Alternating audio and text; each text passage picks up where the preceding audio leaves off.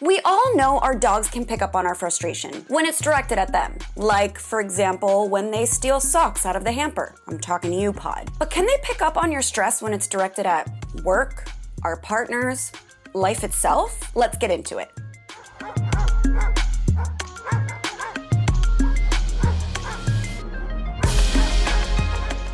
Welcome back to Alpha Paw, your destination for everything dog. I'm Bernie Zilio, and I'm on a mission to answer every doggone question you have ever had about your fur babies. And today, we are talking about whether our dogs are able to pick up on our stress.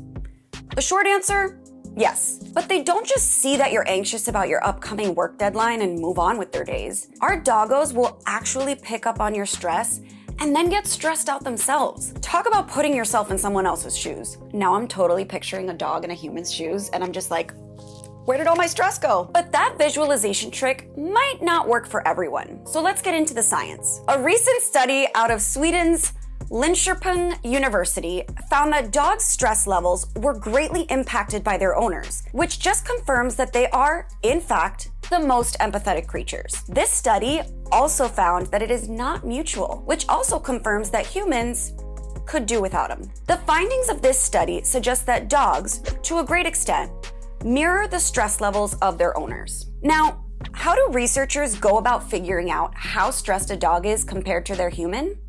They actually tested the cortisol levels, aka the stress hormone, in the hair of the dogs and of the humans. And what they found was pretty astounding. The cortisol levels in the dog hairs were synchronized with that of their owners. And what's more amazing is that the longer you own your pup, the more synchronized their cortisol levels get with yours. There are other things too that contribute to the level of synchronization. Things like physical activity.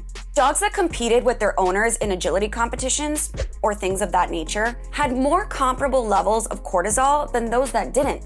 We can deduce that if you engage in more exercise with your canine companion, on walks or runs or hikes, this will also likely sync your dog up to your emotions. Training can also help get your pup attuned to your moods and feelings. The theory is that physical activity and training increase your emotional bond with your dog since you're spending increased time together and cooperating in shared tasks. There are a few other components that also play a role. Believe it or not, the weather impacts your dog's attunement to your stress. In winter, for example, their levels were higher.